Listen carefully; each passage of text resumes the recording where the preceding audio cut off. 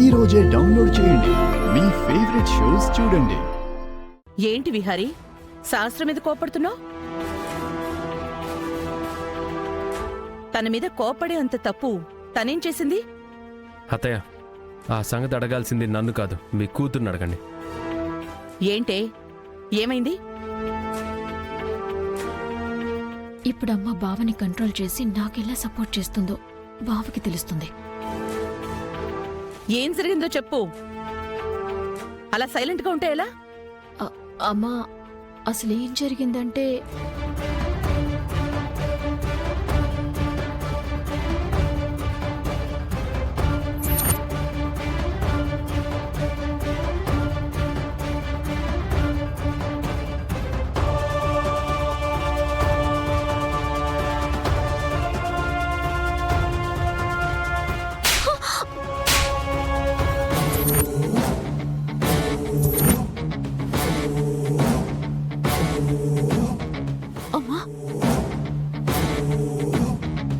విహారీ, దాని మాటలకి నువ్వు కోపడంలో తప్పేలేదు.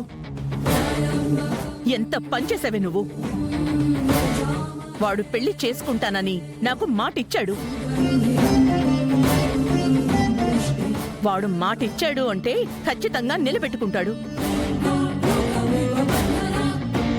అలాంటిది నువ్విలా నాటకమాడి ఆ రోజు మమ్మల్ని అందరినీ భయపెట్టి వాడి చేత తాళి కట్టించుకుంటావా? చంపేస్తాను. అమ్మ ఏంటి ఇలా ప్లేట్ ఫిరాయించింది? అయినా ఆ రోజు జరిగిందంతా అమ్మకి తెలుసు కదా. విహారీ, అది ఏదైనా సరే తప్పైతే చేసిందిరా. ఆ తప్పది తెలుసుకోవడం లేదు. దాని తరపున నేను నీకు సారీ చెప్తున్నాను. అత్తయ్య, లేదురా, దయచేసి ఈ విషయాన్ని ఎవ్వరితో చెప్పొద్దు. ఈ విషయం నాన్నకి తెలిస్తే ఆయన తట్టుకోలేరు. వదిన కూడా తట్టుకోలేదు. పైగా ఈ దశలే ఒట్టి మనిషి కూడా కాదు. నీకు తెలుసు కదా ఈ విషయం చెప్తే ఎలాంటి గొడవలు వస్తాయో. దయచేసి ఎవ్వరికీ చెప్పొద్దు. దాని తరపు నేను క్షమాపణ కోరుతున్నాను.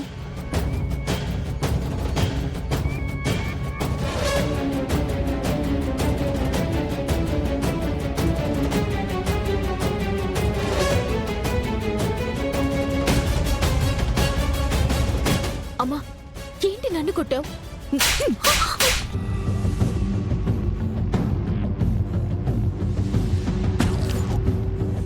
నిన్ను కొట్టడం కాదే, చంపేయాలి. అదేంటమ్మా? అంత పెద్ద విషయం జరిగితే నాకు చెప్పకుండా ఆ డాక్టర్కి నువ్వు డబ్బులు ఇవ్వడమేంటి? అది విహారి చూసి వాడికి అనుమానం వచ్చి వాడా లేడీ డాక్టర్ దగ్గరికి వెళ్ళి నిజం తెలుసుకోవడమేంటి? ఇంత జరుగుతూ ఉంటే నువ్విప్పటి వరకు నాకు చెప్పలేదు, చూసావా? అందుకే కొట్టాను. ఇంత కష్టపడి మనం ప్లాన్ చేస్తున్నాం. ఫస్ట్ నుంచి నువ్విలా ఆవేశపడి ఏదో ఒకటి చేస్తూనే ఉన్నావు. దాన్ని కవర్ చేయలేక నేను చావాల్సొస్తోంది. చూడు, ఇక నుంచి ఏం జరిగినా నాకు చెప్పకుండా నీ సొంత తెలివితేటలు వాడితే ఊరుకునేది లేదు, చంపేస్తాను. అలాగే అమ్మా, ఇక నుంచి నీకు అన్నీ చెప్తాను. చూడు సహస్ర, విహారిని జాగ్రత్తగా డీల్ చేయి. వాడికి నీ మీద చాలా కోపంగా ఉంది. వాడి కోపం పోయేలాగా వాడితో జాగ్రత్తగా డీల్ చేయి. అర్థమైందా? సరేమ్మా, పద.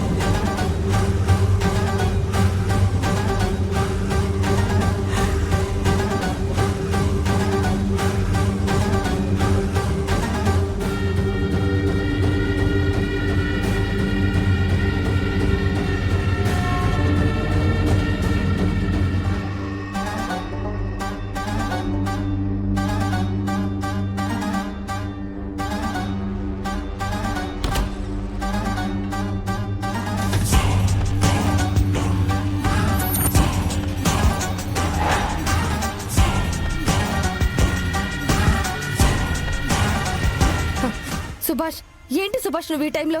ఎవరైనా చూస్తే? ఎవరూ చూడలేదులే కానీ నువ్వు చెప్పిన మాటలు ఇంకా గుర్తున్నాయా?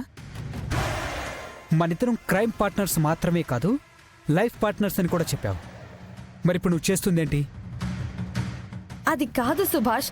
అంబిక, నేను పరిచయం అయిన దగ్గర నుంచి ఇంతవరకు నాకు చెప్పకుండా నువ్వు ఏ పని చేయలేదు. కానీ నిన్నటి నుంచి నీ జీవితంలో చాలా జరుగుతున్నాయి. అవి ఏవి నాకు షేర్ చేయలేదు. అంటే నన్ను అవాయిడ్ చేస్తున్నావా? అది కాదు సుభాష్. వద్దంబిక, నువ్వు నన్ను కన్విన్స్ చేసి మాట మార్చి నా మనసు మార్చాలని చూడకు. ఇన్ని రోజులు నువ్వు ప్రేమించావనే భ్రమలోనే ఉన్నాను. ఏదో ఒక రోజు మరిద్దరం జీవితంలో స్థిరపడతామని అనుకున్నాను.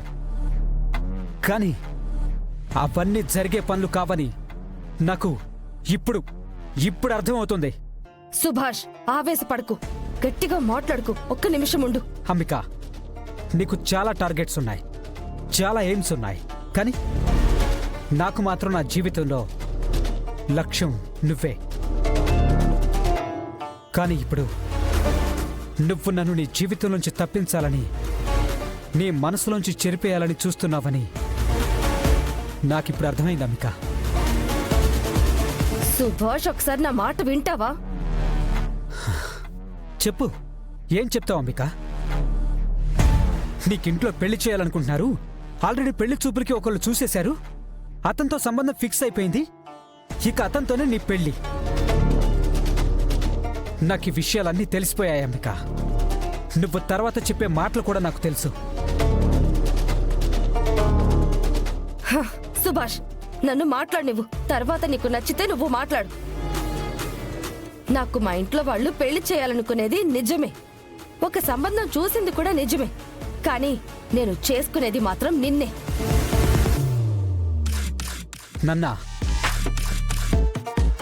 నన్ను ఓదార్చడానికి చెప్తున్న మాటలు కదా? నిజం. నేను చెప్పేది ఒకసారి విను. నా ప్లాన్ ఏంటో తెలుసుకో. ఆ తర్వాత నువ్వు ఎన్నైనా మాట్లాడు. సరే, నీ ప్లాన్ ఏంటి?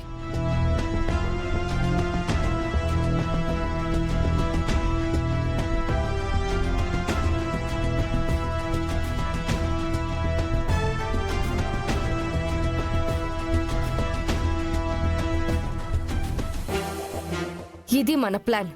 మన ప్లాన్ పర్ఫెక్ట్ గా ఇలా జరగాలి. మా ఇంట్లో వాళ్ళు నా పెళ్లి ప్రపోజల్ పెట్టగానే నేను పెళ్లి ఒప్పుకుంది ఆ లక్ష్మి వల్ల. ఆ లక్ష్మి నన్ను ఇలా ఇరికించింది. సరే సుభాష్, నువ్విక్కడి నుంచి వెళ్ళిపో. ఎవరైనా చూస్తే చాలా ప్రమాదం. మనం అనుకున్న ప్లాన్ అనుకున్నట్టుగా ఎగ్జిక్యూట్ చెయ్యాలి. ఖచ్చితంగా చేద్దాం. సరే, ప్లాన్ అయితే ఇంతే కదా? దీనికి ఆల్టర్నేటివ్గా నువ్వు ఇంకొక ప్లాన్ ఏమీ ప్లాన్ చేయలేదు కదా? సుభాష్, నన్ను నమ్ము. ముందు నువ్వు పద.